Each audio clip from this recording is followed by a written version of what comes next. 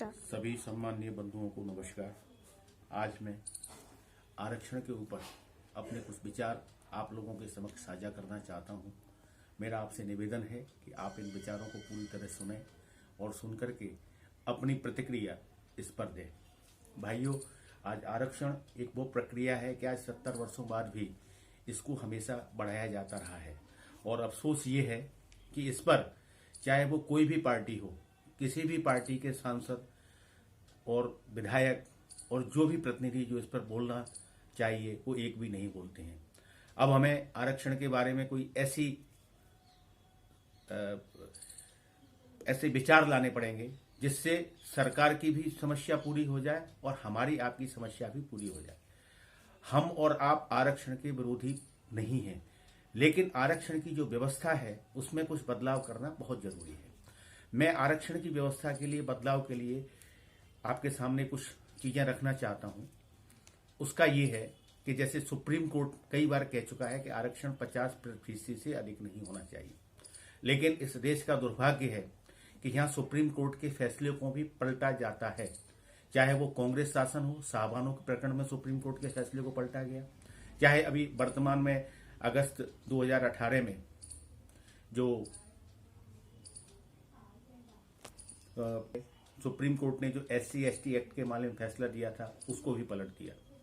इसलिए हमको ऐसी कोई व्यवस्था सोचनी पड़ेगी जो सुप्रीम कोर्ट के सम्मान को भी रखे, सरकार जो चाहती है वह भी पूरा हो और हम और आप जो चाहते हैं वह भी पूरा हो, क्योंकि आरक्षण से प्रतिभा का हनन हो रहा है।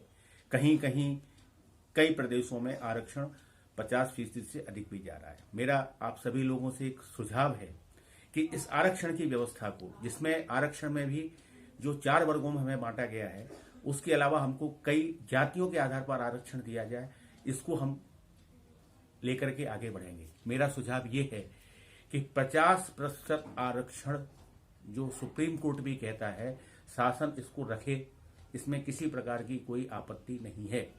लेकिन उस 50% आरक्षण में जिसकी जितनी हिस्सेदारी है, मसलन चाहे वो ब्राह्मण हो, बनिया हो, क्षत्रिय हो, वैश्य हो, यादव हो, पाल हो, धानुक हो, ढीमर हो, बाथम हो, जितनी भी जातियां हैं, चाहे वो किसी भी वर्ग का हो, चाहे वो हिंदू हो, चाहे वो किसी भी समुदाय से हिंदू हो, मुस्लिम हो, बौद्ध हो, सिख हो, ईसाई हो, जैन हो, पारसी हो, जितने भी समुदाय हैं, चाहे अथवा बौद्ध हो, जितने भी सभी समुदाय हैं, जितनी भी सभी जातियां हैं, सभी को समान रूप से जितनी जिसकी हिस्सेदारी है इस देश में, उसके हिसाब से मसलन यदि ब्राह्मणों की हिस्सेदारी इस पूरे देश में 4% है तो उस 50% में से 4% आरक्षण ब्राह्मणों को मिलना चाहिए।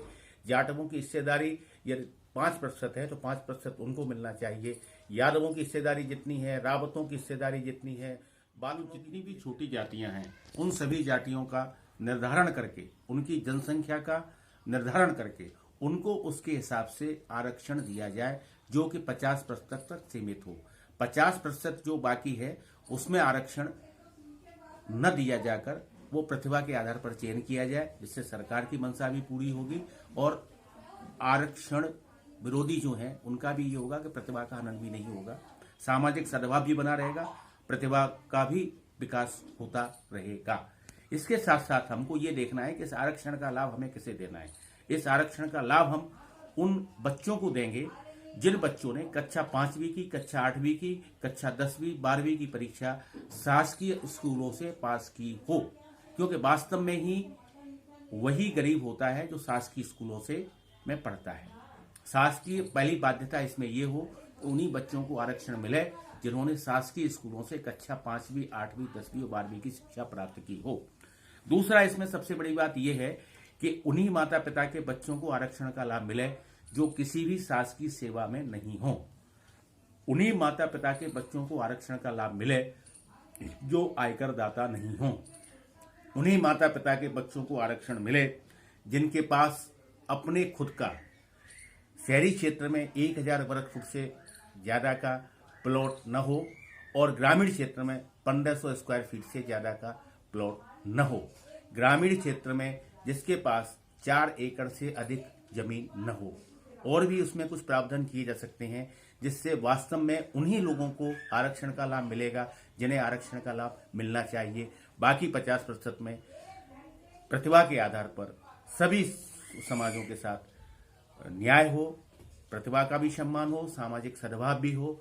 मैं आप सभी लोगों से हाथ जोड़ करके विनती करता हूं कि मेरे विचारों पर अपनी प्रतिक्रिया से अवगत कराएं, जिससे इस प्रस्ताव को बना करके शासन स्तर पर भेजा जा सके, क्योंकि जो हम फीडबैक शासन को देते हैं शासन उसी पर विचार करता है। आज नहीं तो कल यदि आप सभी लोगों ने इसको सराहा अथवा कोई इसमें प्रतिक्रिया दी तो ये निश्चित रूप से एक कानूनी जामा लेगा, अमली जामा लेगा। धन्यवाद। जय हिंद। आरक्षण भी दो, सद्भाव भी लाओ समाज में और प्रतिभा का हनन भी रोको। जय हिंद।